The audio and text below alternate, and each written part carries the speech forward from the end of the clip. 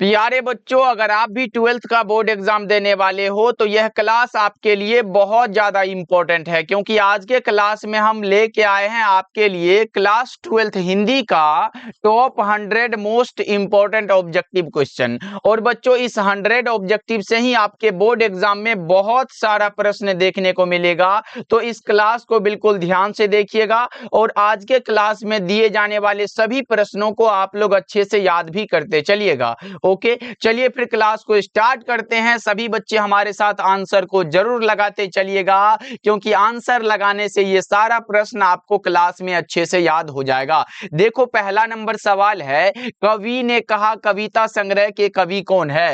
एक एक प्रश्नों को आप लोग याद करते चलना बच्चों, क्योंकि मोस्ट इंपॉर्टेंट क्वेश्चन लाया हूं। देखो, कवि ने कहा जो रचना है, ये रचना ज्ञानेंद्र पति की रचना है। आपको पता होगा ज्ञानेंद्र पति को संशयात्मक रचना के लिए 2006 में साहित्य अकादमी का पुरस्कार भी दिया गया था। लेकिन ये बात याद रखने वाली है, अभी का जो करेक्ट हो जाएगा वो कौन सा होगा, ज्ञानेंद्र पति हो जाएगा। ऑप्शन नंबर बी बिल्कुल करेक्ट हो जाएगा। जैसे संशयात्मा आए, गंगा तट आए, या फिर एक चक्रा नगरी आए, ये सब ज्ञानेंद्र पति की रचना है। चलो आगे बढ़ते हैं। दूसरा नंबर सवाल का जवाब जल्दी से बताओ, ज्ञानेंद्र पति का जन्म कब हुआ था। बच्चों, आपने गांव का घर जो पढ़ा है वो ज्ञानेंद्र पति की रचना है। इनका जन्म हुआ था 1 जनवरी 1950 को। ऑप्शन नंबर बी बिल्कुल करेक्ट हो जाएगा। कहां हुआ था बच्चों, पथरगामा, गोड्डा, झारखंड में हुआ था। चलो आगे बढ़ते हैं। तीसरा नंबर सवाल का जवाब जल्दी से आप लोग लगाओ, निम्नलिखित में कौन कवि है जो कैदियों के लिए अनेक कल्याणकारी कार्यक्रम चलाए। निम्नलिखित में कौन से ऐसे कवि हैं ये बताना है, तो ये भी हमारे ज्ञानेंद्र पति। ऑप्शन नंबर डी आपका बिल्कुल करेक्ट हो जाएगा। 3 नंबर सवाल का जवाब बच्चों डी लगाना बिल्कुल ही सही जवाब है। चलो आगे बढ़ते हैं, पूरे 100 ऑब्जेक्टिव तक पहुंचेंगे बच्चों, क्योंकि सारा का सारा इंपॉर्टेंट क्वेश्चन है। अब लगा दो, निम्नलिखित में कौन गद्य कविता है, जल्दी से आप लोग बताएंगे निम्न में कौन सा है जो गद्य कविता है। तो आप लोगों ने पढ़ा है हार जीत जो रचना है एक प्रकार का गद्य कविता है, अशोक वाजपेयी के द्वारा लिखा गया है। ओके, चलो 5वां नंबर सवाल का जवाब जल्दी से बताओ, आयात का विलोम क्या होगा। आयात का उल्टा निर्यात होता है। जैसे आरंभ का विलोम अंत होता है, अग्रज का विलोम अनुज होता है, आरोही का विलोम अवरोही होता है बच्चों, अमावस्या का विलोम पूर्णिमा होता है। ये सब इंपॉर्टेंट है। ओके, चलो आगे बढ़ते हैं। अगला नंबर सवाल का जवाब बताओ। 6 नंबर सवाल है, दिन दूना रात चौगुना मुहावरे का अर्थ क्या होगा। आप लोगों ने गांव में भी सुना होगा। देखो, उसका दिन दूना रात चौगुना होते जा रहा है, इसका मतलब खूब उन्नति हो रहा है। 6 नंबर सवाल का जवाब ऑप्शन ए हो जाएगा। और मैं भी ईश्वर से यही प्रार्थना करता हूं कि आप लोग बहुत पढ़ो, अच्छा करो और खूब उन्नति करो। ओके, चलो आगे बढ़ते हैं। लेकिन पढ़ोगे तभी तो हो पाएगा ना बच्चा पार्टी, इसीलिए खूब मन लगा के पढ़ो, अपने माता पिता का नाम रोशन करो, क्योंकि वो भी वही चाहते हैं जो आप सोच रहे हो कि अच्छा नंबर लाएंगे तो क्या होगा। वो आप इमेजिन करो बच्चों, उस टोले में अगर आपका 450 प्लस नंबर आए और उस टोले में आपका सर कितना एकदम गर्व से ऊंचा हो जाएगा, ये आप खुद इमेजिन कर सकते हो। देखो, पगड़ी रखना मुहावरे का अर्थ क्या होता है। देखो, आपके माता पिता भी बोलते होंगे बेटा मेरा पगड़ी रख लेना, मतलब क्या होता है, इज्जत बचाना, यही होता है ना। तो 7 नंबर सवाल का जवाब क्या लगाओगे, ऑप्शन नंबर सी आप लोग लगा देना। इसलिए खूब मेहनत करना है, अच्छे रिजल्ट के साथ आना है आपको। चलो आगे बढ़ते हैं। 8 नंबर सवाल का जवाब बताओ, गाल बजाना मुहावरे का अर्थ क्या होता है। गाल बजाना मुहावरे का अर्थ होता है व्यर्थ में हाँकना। बच्चों, ऐसे बोल देना कि भैया हम तो 20 घंटे पढ़ते हैं और उस बच्चे जो है वो बच्चे कम से कम 1 घंटा भी ना पढ़ता हो, तो ये क्या हो गया, फेंकना हो गया।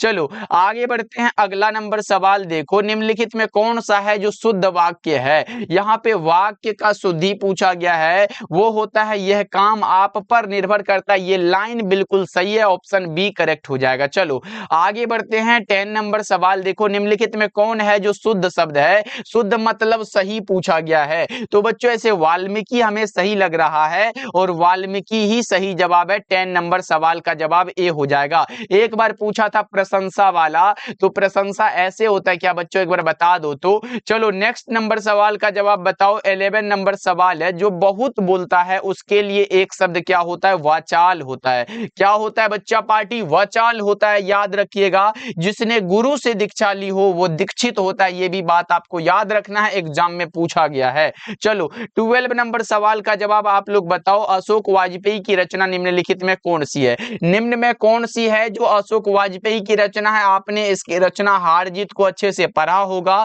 कविता है। अशोक वाजपेयी जी आधुनिक काल के एक महान कवि माने जाते हैं। आपको बता देना है कि सर ये समय से बाहर जो रचना है ये भी अशोक वाजपेयी की ही रचना है। ओके चलो 13 नंबर सवाल है। विनोद कुमार शुक्ल का कविता संकलन कौन सा होगा। विनोद कुमार शुक्ल आप लोगों ने पढ़ा होगा बच्चों, प्यारे नन्हे बेटे को कविता के कवि का नाम है विनोद कुमार शुक्ल। और बता दो विनोद कुमार शुक्ल का कविता संकलन पूछा गया। सब कुछ होना बचा रहेगा ये तो है, अतिरिक्त नहीं ये भी है, लगभग जय हिंद ये भी है। तो इनमें से सभी आपका करेक्ट हो जाएगा, ऑप्शन नंबर डी। और बच्चा पार्टी जितने भी साइंस स्ट्रीम के स्टूडेंट हो और हमारे द्वारा तैयार फिजिक्स केमिस्ट्री और बायोलॉजी का नोट्स लेना चाहते हो, वो पीडीएफ फॉर्मेट में आपको मिलेगा।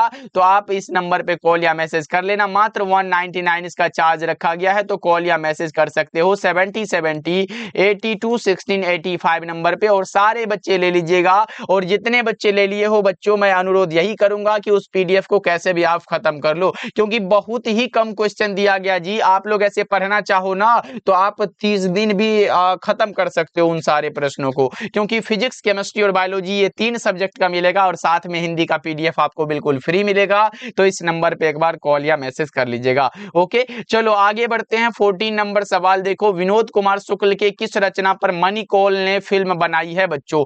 मणिकौल साहब ने विनोद कुमार शुक्ल के किस रचना पर फिल्म बनाई है, ये आपसे पूछा गया। 14 का जवाब बता दो तो सर वो था नौकर की कमीज।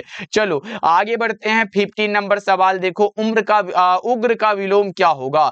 उग्र का विलोम जल्दी से बताओ। सौम्य हो जाएगा। उग्र मतलब होता है क्रोधित टाइप का होता है उग्र, और ये सौम्य मतलब नॉर्मल होता है बच्चों, इसीलिए करेक्ट आंसर आपका बी हो जाएगा। चलो आगे बढ़ते हैं। 16 नंबर सवाल देखो। स्वदेश का विपरीतार्थक क्या होगा।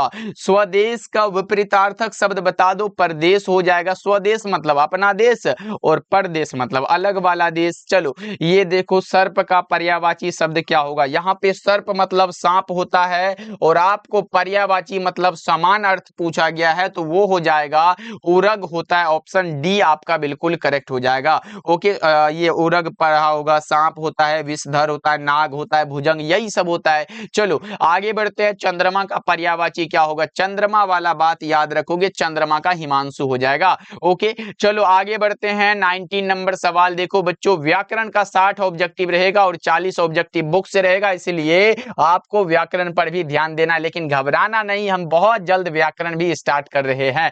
कमल का पर्यायवाची बता दो।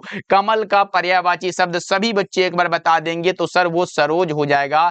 19 नंबर सवाल का जवाब ए करेक्ट हो जाएगा। चलो 20 नंबर सवाल देखो। राजकुमार में कौन सा समास है। यहाँ पे सोचने वाली बात यह है, राजकुमार आए या फिर कामचोर आए, रसोई घर आए, अगर इस प्रकार का आ रहा है तो आप ये देखोगे जैसे राजकुमार राजा का कुमार, कामचोर काम से चोर, रसोई घर रसोई का घर, मतलब कारक चिन्ह लग गया ना जी, तत्पुरुष समास आप लगा के निकल लोगे। ओके चलो आगे बढ़ते हैं। 21 नंबर सवाल। और बच्चा पार्टी अभी तक आप लोगों ने क्लास को लाइक नहीं किया है तो फिर क्या कर रहे हो, एक बार क्लास को लाइक कर दो ना सभी बच्चे, जितने बच्चे जुड़े हुए हो एक बार कर लेना तो और भी मजा आएगा। ओके कर दिए, आगे बढ़े। बताओ पंचपात्र में कौन सा समास होगा। पंचपात्र है, यहाँ पे नंबर का बोध हो रहा है, जैसे आप बताओगे नवरत्न है सर, उसके बाद सर चौराहा हो जाता है, तो अगर ऐसा वाला आ रहा है ना तो हम लोग द्विगु लगा के चलते हैं। क्या बच्चों, द्विगु समास को लगाते हैं, ऑप्शन ए करेक्ट हो जाएगा। ओके जैसे तिरंगा आ जाए तो ये सब द्विगु समास का उदाहरण है। कमल नयन बच्चों, यहाँ पे बताओ कमल के समान नयन, यहाँ पे तुलना हो रहा है ना बच्चों, बताओ तो कमल के समान नयन वाला बात हुआ और आप बता के चल रहे हो कि सर इसमें कर्मधारय, अगर तुलना हो रहा है तो कर्मधारय हो जाएगा। ओके चलो हाँ, अगला बता दो यथा समय में कौन सा समास है। हमने ये बता के चला था यथा से शुरू हो कोई भी शब्द, या फिर प्रति से शुरू हो, या फिर बे से शुरू हो, या फिर भर से शुरू हो। क्या क्या आ सकता है सर? यथा से क्या बनेगा बच्चा पाठी? यथा से बनेगा यथाशक्ति बन सकता है, यथासंभव बन सकता है। प्रति से क्या बनेगा? प्रतिदिन बन सकता है बच्चों। बे से क्या बनेगा? बेरहम बन सकता है बच्चों।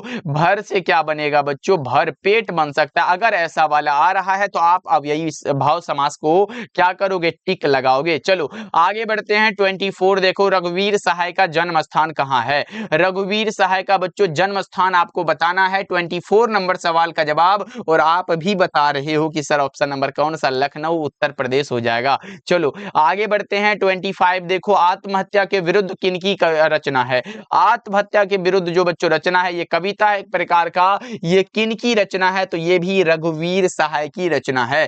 किनकी रचना है? रघुवीर सहाय की। ऑप्शन नंबर सी करेक्ट हो जाएगा। चलो आगे बढ़ते हैं। बालकृष्ण भट्ट की रचना बातचीत क्या है? देखो भैया ये प्रश्न कई बार एग्जाम में आया है, और ये निबंध हो जाएगा। बातचीत एक प्रकार का निबंध है। निबंधकार का नाम बालकृष्ण भट्ट लगाओगे। अच्छा, इनके माता जी का नाम पता है क्या बच्चों? माता जी का नाम है पार्वती देवी। माता जी का नाम क्या है? पार्वती देवी। तो पिता का भी नाम याद रख लो। पिता का नाम है बच्चा पार्टी बेनी प्रसाद भट्ट। बेनी प्रसाद भट्ट आप याद रख सकते हो क्या? बताओ तो। बिल्कुल, इसका जन्म हुआ था 23 जून 1844 को। किनका? बालकृष्ण भट्ट का। और निधन हुआ था 20 जुलाई 1914 को। ओके, चलो अगला बता दो, पवन का संधि विच्छेद क्या होगा? पोज और अन बराबर पवन होगा। 27 का ए हो जाएगा। बच्चा पार्टी लाइक तो करते जा रहे हो ना क्लास को। चलो आगे बढ़ते, वही तो आपका अटेंडेंस हुआ जो कि बन रहा है। चलो ये बता दो, निराधार शब्द का संधि विच्छेद क्या होगा? नी प्लस आधार बराबर निराधार। हमें लगता है कि 28 का आप भी सी लगा रहे हो। क्या लगा रहे हो ना बच्चों? चलो आगे बढ़ते हैं। अगला नंबर सवाल का जवाब बताओ। 29 नंबर सवाल है, हास्यास्पद शब्द में प्रत्यय क्या होगा? प्रत्यय मतलब लास्ट में लगता है। प्रत्यय कहाँ लगता है? लास्ट में लगता है। उपसर्ग पहले लगता है। हास्य जोड़ आस्पद हो जाएगा, यानी कि आपका सही आंसर ऑप्शन नंबर सी हो जाएगा। चलो नेक्स्ट बता के चलो आप लोग, शमशेर बहादुर सिंह का निधन कब हुआ था? सर निधन मतलब तो मृत्यु होता है, और इनका निधन हुआ था 1999 में। क्या बताओ? 30 नंबर सवाल का जवाब। नहीं सर, 1999 में तो ये हुआ था, ये तो पुरस्कार मिला था अशोक वाजपेयी जी को। ये नहीं होगा। हमारा करेक्ट आंसर 1993 हो जाएगा, ऑप्शन नंबर ए। अच्छा, जन्म कब हुआ था बच्चों? 13 जनवरी को। 13 जनवरी 1911 में इनका जन्म हुआ था। चलो आगे बढ़ते हैं। अगला नंबर सवाल का जवाब बताओ। अगला प्रश्न आपके सामने है, निम्नलिखित में किसे कवियों का कवि कहा जाता है? ये रहा ना प्रश्न, दमदार वाला प्रश्न है भाई।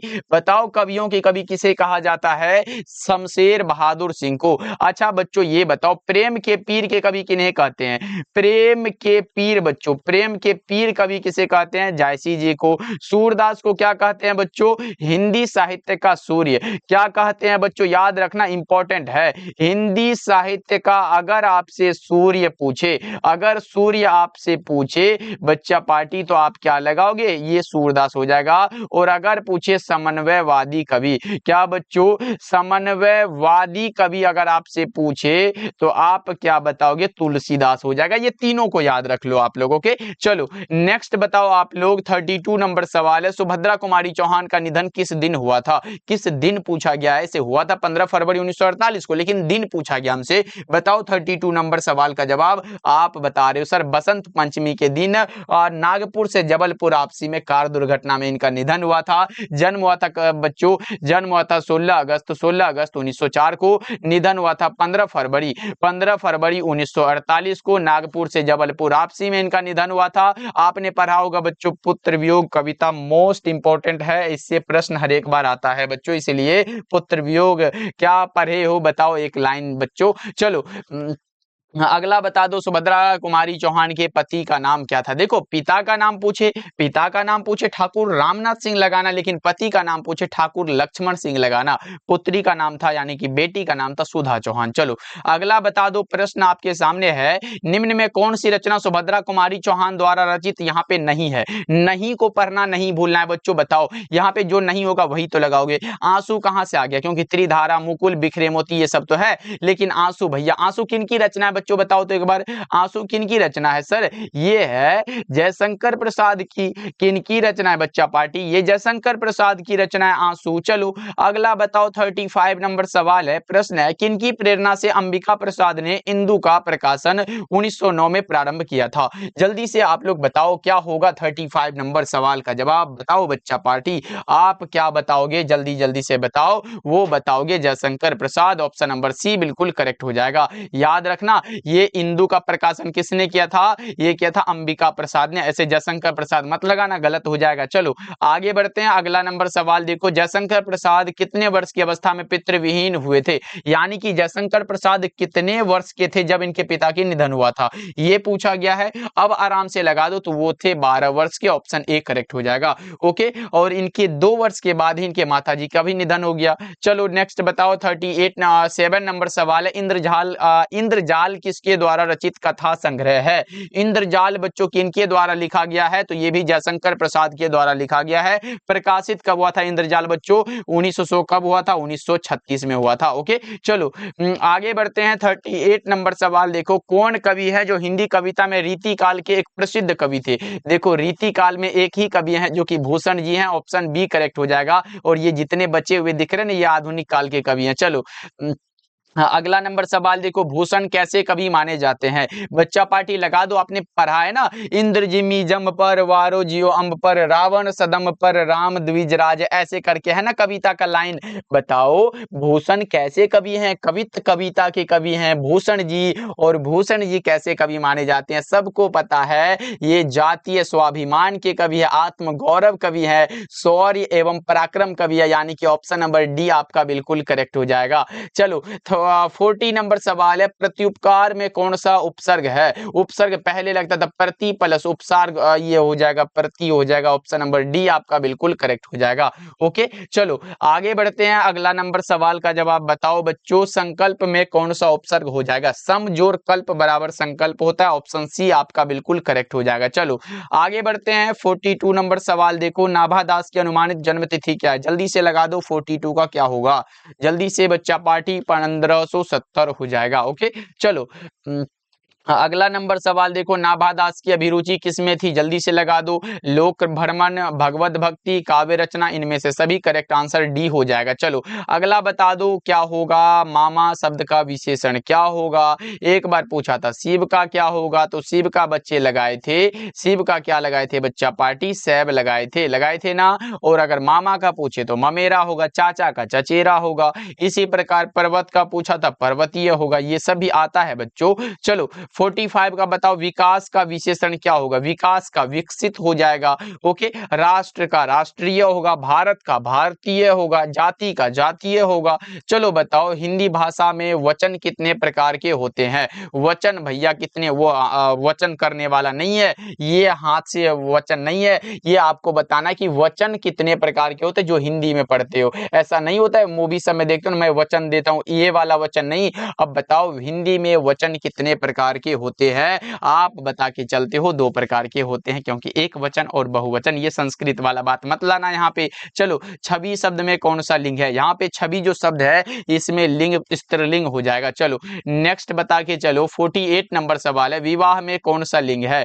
विवाह में लिंग बताओ आप लोग क्या होगा? विवाह में पुल्लिंग हो जाएगा। चलो नेक्स्ट बताओ आप लोग, 49 नंबर सवाल है, नाप तौल का बोध कराने वाले शब्द को क्या कहते हैं? ये तो बड़ा आसान सा सवाल है सर, द्रव्यवाचक संज्ञा में तो नाप तोल करते हैं ना, जैसे चीनी हुआ, पानी, तेल, घी, आटा वाला बात होता है। गुच्छा का कौन सा संज्ञा होगा? बताओ, गुच्छा एक थोड़ी होता, बहुत सारा मिलता तो एक गुच्छा बनता, यानी कि समूहवाचक संज्ञा करेक्ट हो जाएगा, ऑप्शन नंबर डी। ओके, चलो आगे बढ़ते हैं, अगला नंबर सवाल देखो, तुलसीदास का निधन कब हुआ था? तुलसीदास का निधन बताओ, पहले जन्म बताओगे तभी तो। जन्म हुआ था 1543 में और 1623 में इनका निधन हुआ था। निधन पूछा 1623 लगा दो, ऑप्शन बी करेक्ट हो जाएगा। चलो आगे बढ़ते हैं, हैं 52 देखो तुलसीदास की कौन सी रचना यहाँ पे नहीं है, क्योंकि कवितावली, गीतावली, रामचरितमानस है। अष्टयाम इनकी नहीं है क्योंकि अष्टयाम नाभादास की रचना है। अष्टयाम बच्चा पार्टी नाभादास की रचना है। चलो आगे बढ़ते हैं, अगला नंबर सवाल देखो, किस कवि का मूल नाम राम बोला था? राम बोला तुलसीदास के बचपन का नाम राम बोला था, आपने पढ़ा होगा ना बच्चों,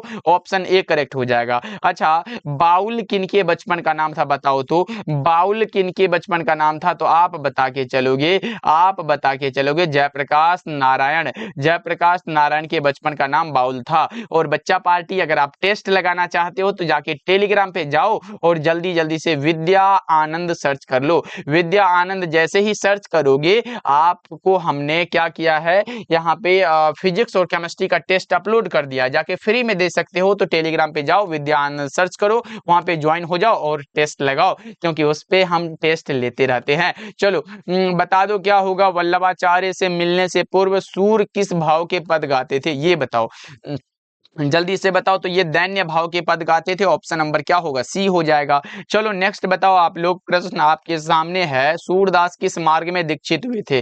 जल्दी से बताओ, सूरदास किस मार्ग में? पुष्टि मार्ग में, ऑप्शन नंबर सी बिल्कुल करेक्ट हो जाएगा। चलो आगे बढ़ते हैं, सूरदास की रचनाओं की भाषा क्या है? सूरदास की रचनाओं की भाषा ब्रज भाषा हो जाएगा। चलो नेक्स्ट बता दो जल्दी जल्दी से, 57 नंबर सवाल है, जायसी का काव्य किस प्रकार गंभीर एवं व्यापक है? 57 का बताओ जल्दी से, वो समुद्र की भांति, ऑप्शन नंबर सी बिल्कुल करेक्ट हो जाएगा। ऐसे बच्चा पार्टी आज थोड़ा खांसी ज्यादा हो रहा है, इसीलिए हम रोक के बुझो पढ़ा रहे हैं, मतलब क्या बताए, हम खांसी भी नहीं कर सकते हैं बच्चा पार्टी ना, क्लास है ना। चलो आगे बढ़ते हैं, करबक कहां से लिया गया? करबक बच्चा पार्टी बता दो जल्दी जल्दी से, करबक कहां से लिया गया? आपने पढ़ा होगा, करबक जो रचना ये मलिक मोहम्मद जायसी की है और ये पद्मावत से लिया गया। पद्मावत, अगर पद्मावती आ जाए तो वो हो जाएगा बालकृष्ण भट्ट की रचना। ओके चलो 59 का जवाब बताओ, जायसी का जन्म स्थान कहाँ है? मलिक मोहम्मद जायसी जी आपने पढ़ा होगा, जायस कब्र अमेठी उत्तर प्रदेश में है जी,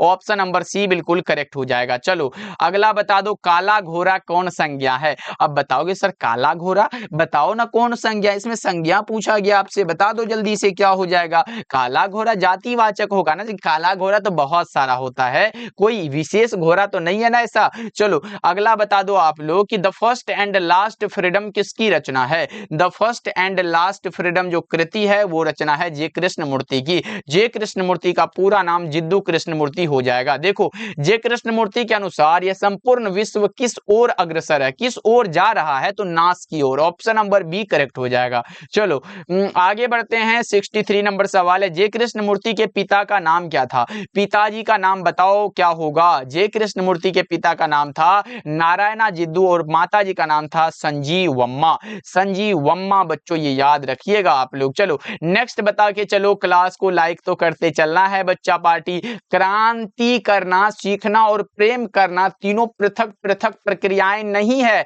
यह उक्ति किस शीर्षक पाठ से लिया गया है? ये भी जे कृष्णमूर्ति के पाठ से लिया गया, जिसे आप शिक्षा बता के चलते हो, ऑप्शन ए करेक्ट हो जाएगा बच्चों। चलो अगला नंबर सवाल का जवाब बताओ, कहानीकार को सपने में बोलने और चीखने की आदत है, ये आपने तिरीछ चैप्टर में पढ़ा होगा, बताओ कौन सा हो जाएगा? तो ये कहानीकार के मां ने बतलाया था। ओके चलो अगला नंबर सवाल का जवाब बताओ, 66 नंबर सवाल है, तिरीछ को कैसी कहानी माना जाता है? जादुई यथार्थ की कहानी, ऑप्शन सी बिल्कुल करेक्ट हो जाएगा। चलो नेक्स्ट बता दो, पॉल गोमरा का स्कूटर किसकी रचना? आजकल रचना कुछ ज्यादा पूछा जाता है जी, एक क्लास में ऐसा करेंगे सारा रचना करवा देंगे, जिससे कि आप 2 बार 3 बार करके देखोगे, रचना रिवीजन होता चलेगा। पॉल गोमरा का स्कूटर किनकी रचना है?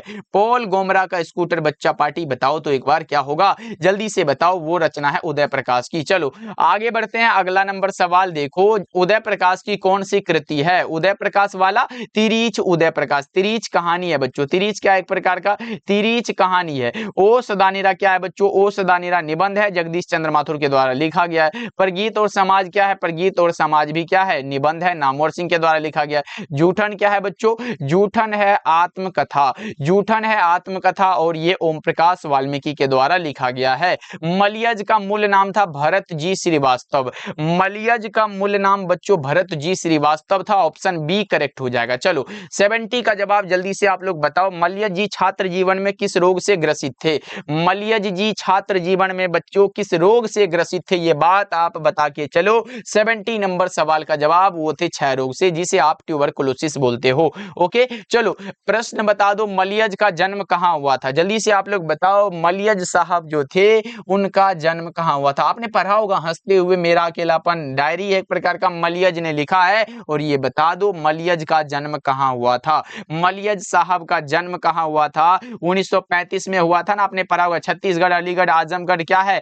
आजमगढ़ हो जाएगा क्या? ऑप्शन नंबर सी बिल्कुल करेक्ट हो जाएगा। एक चीज याद रखिएगा, कब जन्म हुआ था? जन्म हुआ था 1935 में बच्चा पार्टी। ओके, महुई आजमगढ़ में हुआ था, ये बात आपको पता होगा, उत्तर प्रदेश में है। और ये याद रख लो, निधन कब हुआ था? निधन हुआ था 26 अप्रैल 1982 को। 26 अप्रैल यहाँ पे लिख ही देते हैं जिससे कि बच्चा पार्टी को ध्यान रहे। 26 अप्रैल 1982 को इनका क्या हुआ था? निधन हो गया था। जन्म हुआ था 1935 में। ओके, चलो आगे बढ़ते हैं। अगला नंबर सवाल का जवाब बताओ। अब और नहीं कविता संकलन किनकी रचना? अब और नहीं, ये रचना किनकी रचना है? ये रचना ओम प्रकाश वाल्मीकि के द्वारा लिखा गया है। ओके, चलो बता दो अगला नंबर सवाल। जूठन शीर्षक पाठ में स्कूल के हेडमास्टर का नाम क्या था बच्चों? जिन्होंने कलीराम, जिनका नाम कलीराम था ऐसे, और जिन्होंने लेखक के पिताजी को स्कूल में गाली देकर धमकाया था। ओके, चलो ये कलीराम हो जाएगा, करेक्ट आंसर बी हो जाएगा। अगला बता दो क्या होगा? ओम प्रकाश वाल्मीकि को प्यार से मुंशी जी कौन कहता था? ओम प्रकाश वाल्मीकि के पिताजी इन्हें प्यार से मुंशी जी कहते थे।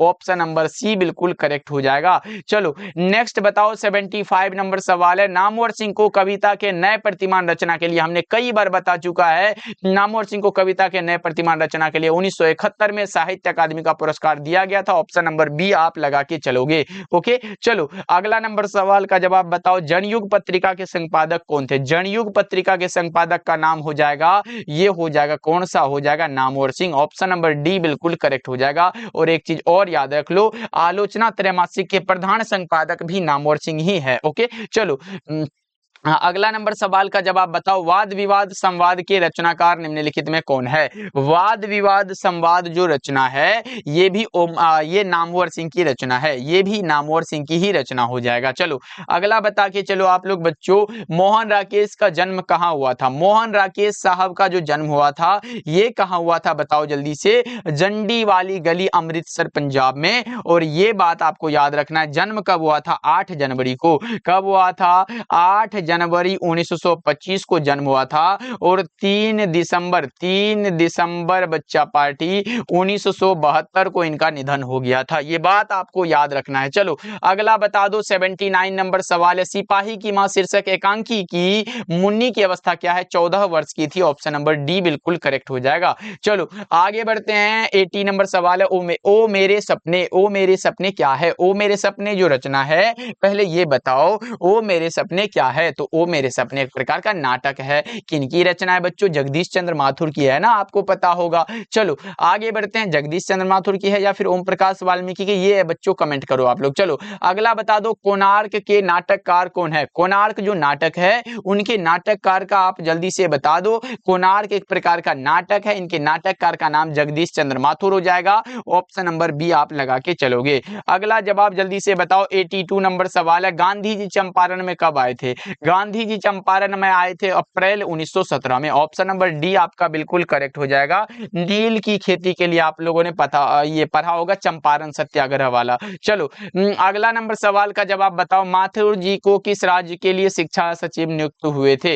माथुर जी बच्चों, माथुर जी मतलब जगदीश चंद्र माथुर, किस राज्य के? तो बिहार राज्य के। ऑप्शन सी करेक्ट हो जाएगा। चलो आगे बढ़ते हैं। 84 देखो, गंडक नदी की चर्चा किस शीर्षक पाठ में है? गंडक नदी की चर्चा हम लोग ओ सदानीरा में करते हैं। ऑप्शन ए करेक्ट हो जाएगा। और ओ सदानीरा एक प्रकार का निबंध है, निबंधकार का नाम जगदीश चंद्र माथुर है। रोज कहानी है, कहानीकार का नाम अज्ञा जी है। अर्धनारीश्वर निबंध है, रामधारी सिंह दिनकर की रचना है। तिरीच कहानी है, उदय प्रकाश की। ओके चलो 85 का जवाब बताओ। मतवाला पत्रिका कहां से निकलती थी? तो ये निकलती थी कलकत्ता से, Kolkata. Option number D correct हो जाएगा। ओके चलो 86 का जवाब बताओ। सन 1926 में भगत सिंह ने किस दल का गठन किया था? सन 1926 में भगत सिंह जो थे जो लिखा है एक लेख और एक पत्र, वो भगत सिंह जो थे किस दल का गठन किया था, ये बात बताओ 86 का। तो इन्होंने किया था नौजवान भारत सभा का, ऑप्शन नंबर बी करेक्ट हो जाएगा। चलो अगला नंबर सवाल का जवाब बताओ क्या हो जाएगा।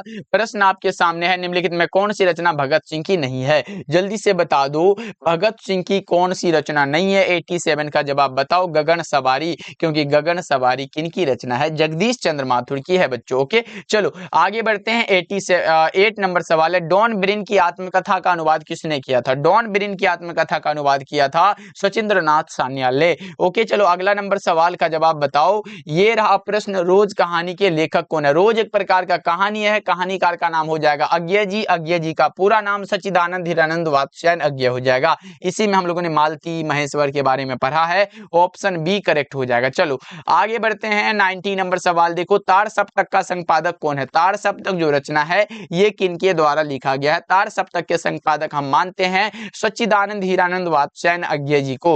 ओके देखो अज्ञे जी की पहली कहानी कब प्रकाशित हुई थी। अज्ञे जी की पहली कहानी प्रकाशित हुई थी 1925 में। ओके चलो जी आगे बढ़ते हैं। 92 नंबर सवाल देखो, सच्चिदानंद हिरानंद वात्स्यायन अज्ञे द्वारा लिखी हुई कहानी कौन सी है। तो पढ़े हो ना बच्चों, ये उसने कहा था चंद्रधर शर्मा गुलेरी, एक लेख और एक पत्र भगत सिंह, रोज कहानी अज्ञे जी की रचना यही हो जाएगा। ओ सदानीरा जगदीश चंद्र माथुर, करेक्ट आंसर सी हो जाएगा।